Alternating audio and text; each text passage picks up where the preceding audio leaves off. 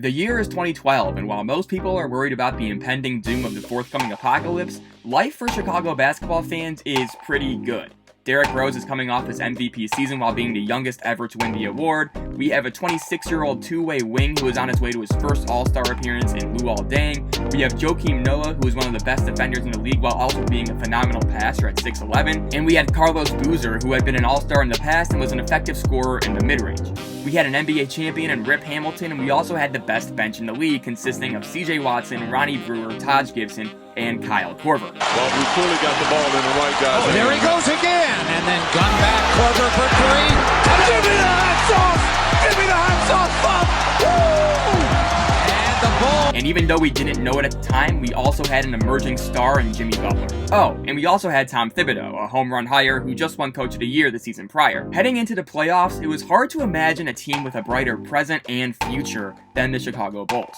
We were the team with the best chance to knock off the Miami Heatles in the entire NBA. We had the 1 seed in the East, and with a lockout-shortened season, we were extremely well-rested heading into the playoffs. Guys, you wanted us. You were crying out that you bypassed the harder team in Miami Heat. Rose came down bad on his left foot.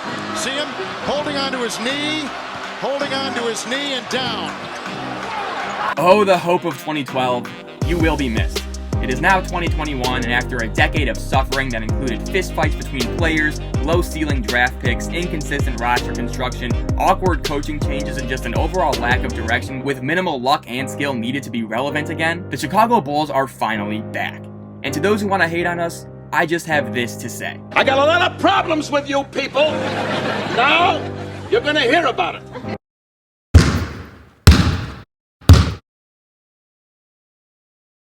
Among the teams making the biggest splashes in free agency, the Chicago Bulls might have been the splashiest. They managed to turn their entire roster around, giving the organization strong hopes of making the playoffs for the first time since 2017. The Bulls now boast a projected starting five of Lonzo Ball, Zach LaVine, DeMar DeRozan, Patrick Williams, and Nikola Vučević, and on paper, it looks like a top 5 offense in the league. Obviously, this team will be built around the scoring prowess of LaVine. The 26-year-old is coming off a career season during which he got his first All-Star bid and achieved career highs in points per game, assists per game, rebounds per game, three-point percentage, and field goal percentage. LaVine notched an absurd 63.4% true shooting number, which was second in the league among guards behind only Stephen Curry. He put up all NBA numbers last season, and while it would be asking a lot of him to put up similar marks on the same efficiency, it is clear that LaVine is capable of being a primary scorer in the NBA. And unlike last year, he has help in terms of the offensive load.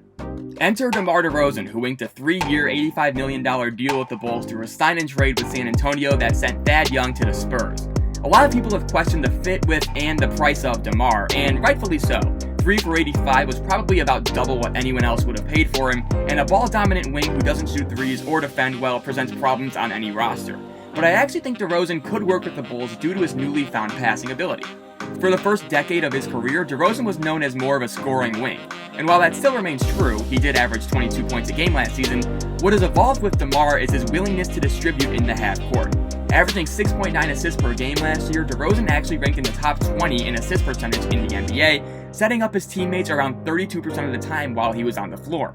All of a sudden, DeRozan needs to be viewed through a different prism. Instead of the ball-dominant scorer that we've seen him be in the past, he can now be a ball-dominant distributor while also serving as a bailout scoring option in the half court. Oh, and also just another note on the price. By paying DeRozan what the Bulls did, you have to think of it as a down payment on locking LaVine down long term. Think about what the Bucks did to acquire Drew Holiday last offseason. It seemed like a king's ransom for Holiday, but when you consider the fact that the Bucks were also spending that much in order to make it clear to Giannis Antetokounmpo that they were serious about winning, it makes a lot of sense. And obviously, it worked out pretty well for them, I would say. The other key acquisition was Lonzo Ball from New Orleans. Ball and the Bulls have been linked together since the 2020 offseason, and their long-expected marriage just seems like the end of a bad rom-com movie where you're just begging the characters to just shut up and get together already. Ball's ability to be a play connector and fill in the gaps on both ends is what his main appeal will be. Offensively, Ball's distributing skills have been well documented, but instead of being a primary creator like LaVine, Ball can now thrive off the advantages created by others as opposed to having to create those advantages on his own. Here, his basketball intelligence and ability to read the floor will really shine. Defensively, Ball's instincts and positional versatility likely make him the only surefire bet to be an above-average defender in the starting lineup this year, as he will attack passing lanes, recognize the actions of opposing teams, and rebound at a high level. Nikola Vučević just seems to be the forgotten child in the middle of all this activity for the Bulls, but he really shouldn't be. Vuč is a consistent double-double threat whose offensive skill set makes this team extremely dangerous. He thrives in ball screen action because of how many ways he can hurt the defense. If he wants to roll to the basket, he can finish with extremely soft touch, or he can find open teammates in the corners for open shots, as he does here. His pick and pop ability might be the most important aspect of his game, as Vučević has become a reliable three-point shooter who hit a career-high 40% from deep this past season. I do expect that number to fall a little bit this year, but with the looks he should be getting from teammates, he'll have a lot more opportunities for easy baskets. While he does limit the Bulls defensively, as he is a below-average rim protector and he doesn't thrive in switches, his offensive value should cover for him if all goes according to plan.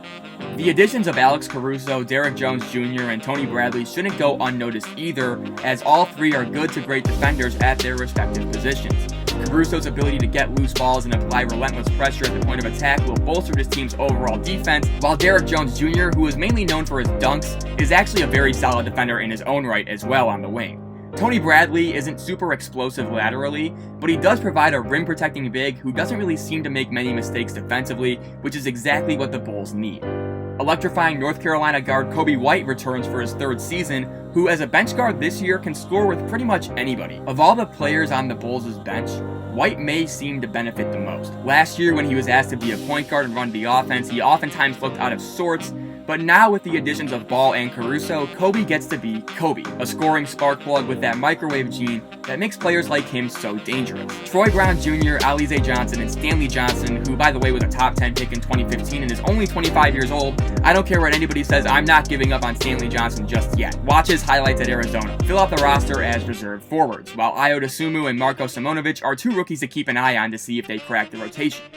Now, this team is constructed to be fun and fluid, but there is one key piece of the puzzle that is needed to fully evaluate this Bulls offseason, and that is Patrick Williams.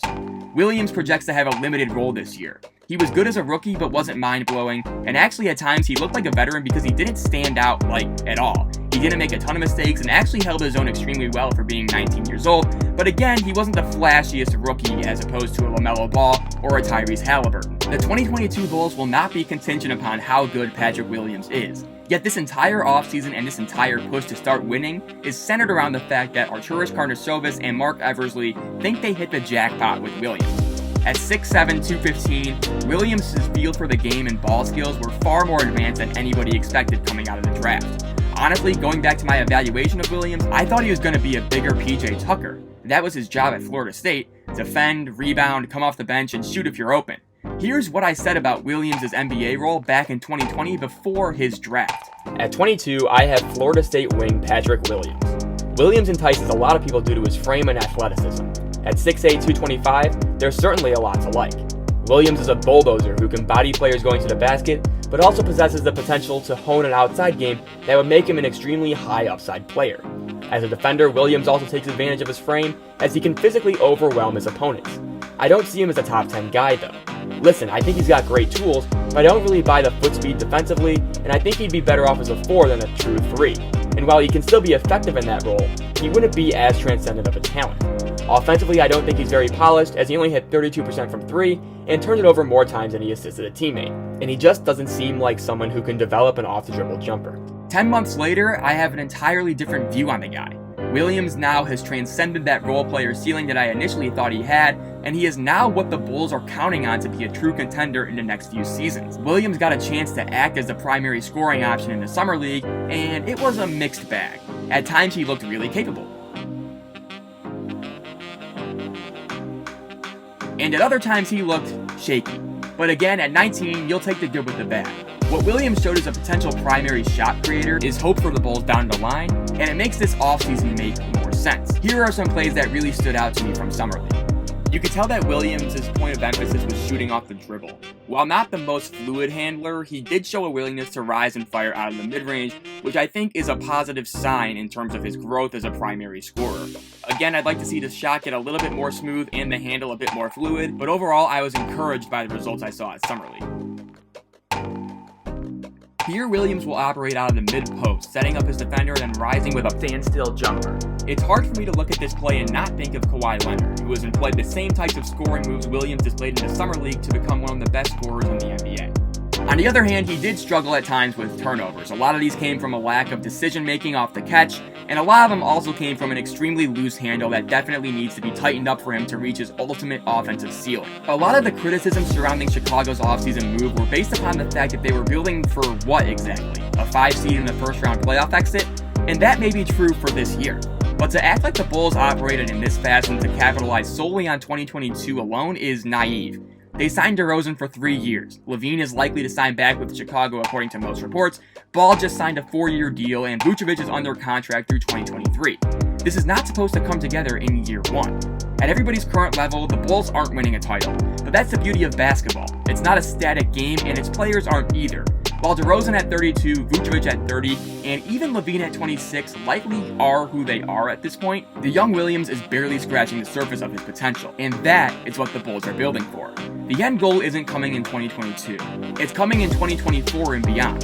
And by then, the Bulls are hoping that Patrick Williams has emerged as a legitimate championship-level weapon on both ends of the floor. Whether he hits that level or not ultimately determines just how successful this Bulls team can be in the coming years. And the optimistic Bulls fan in me says he can do it. But that's just one, admittedly biased view. Tell me what you think below, and thanks for watching.